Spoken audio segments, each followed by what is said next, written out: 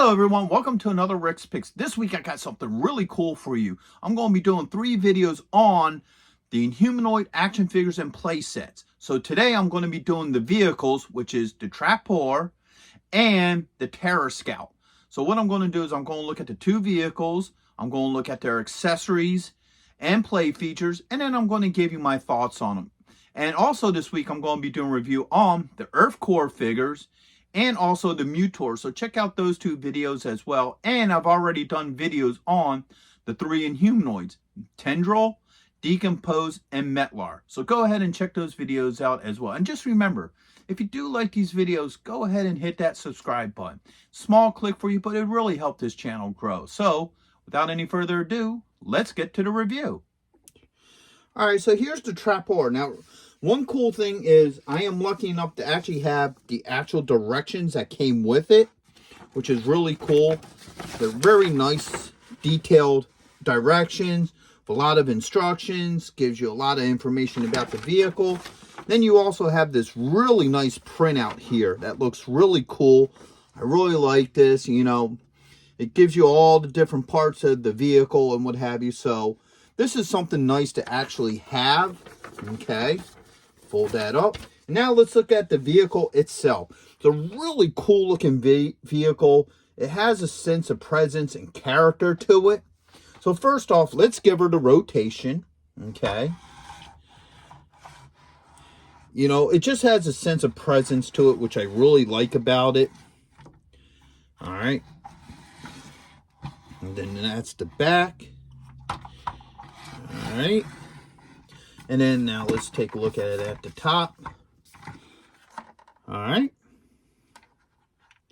So this thing has a couple of different play features to it. One has these movable canopies, which allows your characters to sit in, which we'll get into that. And it has this claw on the front. Now, originally there was like a little hook that went here, and when you pulled this, it would cause the claw to open. Unfortunately, I've lost that over the years, so that is no longer with this vehicle. All right, but it does move back and forth, up and down, and then the claw arm moves. Okay, next it has this grappling hook here.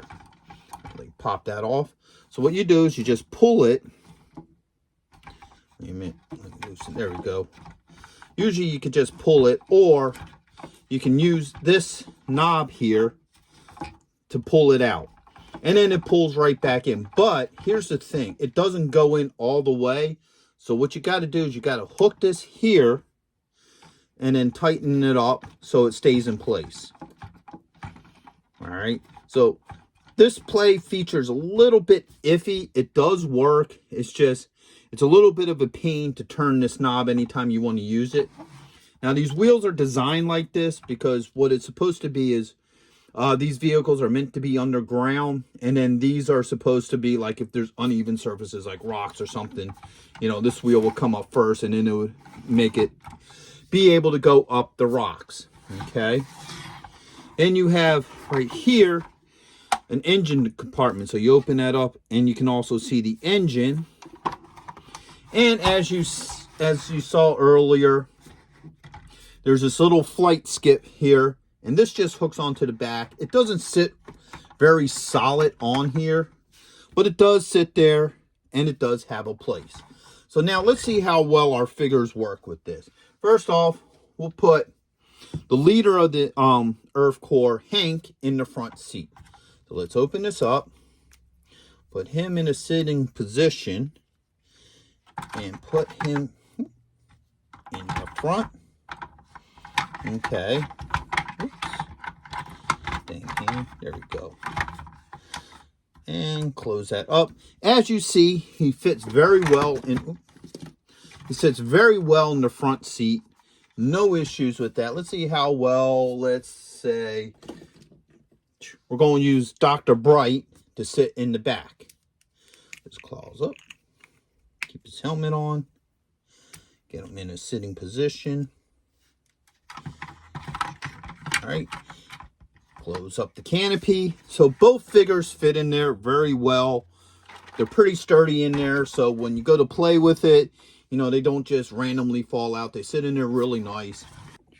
Okay, so like any of the other Inhumanoid figures and vehicles, they have that whole pipe light, you know, gimmick working with them. So let's see if I can maybe set this up like this a little bit. I don't know how easy you'll be able to see.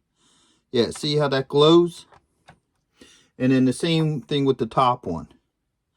It's a little hard to see because of, you know, with these vehicles, that pipe light don't work that well with them. But it does work. It is there. All right. So that's that. And last but not least, you got this little chariot thing that hooks on to the back of the vehicle. All right. So what happens is when it's in a storage position, there's this little rubber piece here that holds it closed and then it opens up. Now, one thing about older toys like this is rubber pieces over the years will start to crack. You know, they'll start drying out and cracking. That's why on this one, there's this little piece of black tape here to hold it closed.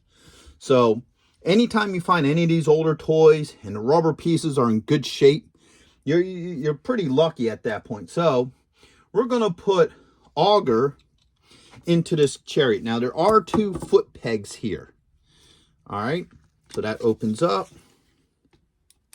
His feet just fit just down like that. Close it back up. There, this little belt goes around him. Which isn't so hard to get in place most of the time. There we go. All right, so now he got the belt on, and now he can fly around in this little air chariot, or like I said, it could just hook on to the back here with him as well.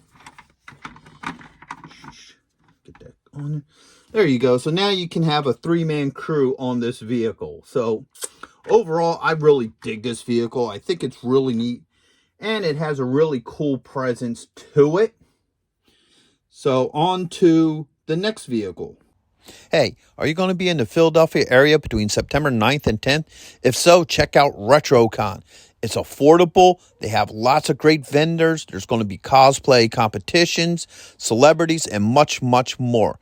So go ahead and check out the link in the description. And also, Samuel J. Jones is going to be there, better known as Flash Gordon. So check it out.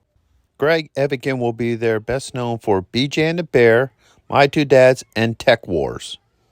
Voice actress Kathy Garver will be there, the one and only Firestar from Spider-Man and His Amazing Friends. RetroCon has been taken over by the Dukes, so we got Tom Walpad, John Snyder, and Kathy Batch, Luke, Bo, and Daisy, alongside with the Jersey General representing the Dukes of Hazzards. Yee-haw! Next on our list, all the way from Cybertron, the hit rock band Cybertronic Spree. And check this out, the rare Hasbro Proton Pack as a raffle prize. Now you can't beat that. All right, so here we have the Terrascout. This thing's a neat little vehicle. It's a 1-man vehicle. And once again, the front is kind of the same thing as the other one, except for instead of having 4 wheels, it has 2 with a piece that allows it to move up and down. So as it goes through rough terrain, this piece allows it to go through, and it has treads on the back just like the other one. So let's give it the rotation. All right.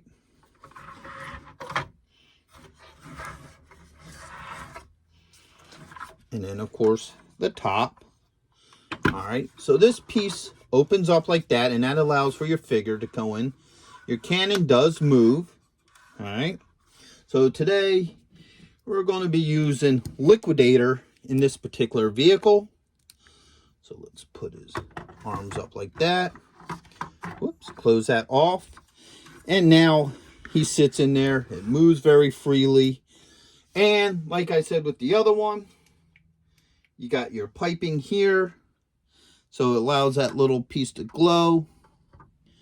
So that's pretty neat. On the vehicles, that whole piping thing doesn't work very well because it's just a small piece. It's barely noticeable. It works best on the Inhumanoids and also the Mutors and the other figures, which I think the piping goes really well. I think they just added the piping onto these just, you know, So everything has that pipe technology. But this is just a neat little vehicle. It follows really well with the other one. So overall, I think these are really neat vehicles. I really like them. I think they really have a really good sense of presence to them. They would definitely look cool on a shelf with other 80s toys or your humanoid lines. You know, and they have a sense of style to them. There's a lot of detail to them. There's a lot of, really cool, neat things about them. And I overall really like them. I think they're just simple but fun. They were fun to play with when I was a kid, and they look neat on the shelf as an adult. So overall, I would recommend these for anybody who's into the Inhumanoids or, 80s nostalgia and what have you. So with that being said, I hope you all did like this review. If you did, go ahead and hit that thumbs up. And if you haven't subscribed, please subscribe. It's a small click for you, but it'd really help the channel grow. So until the next one, late.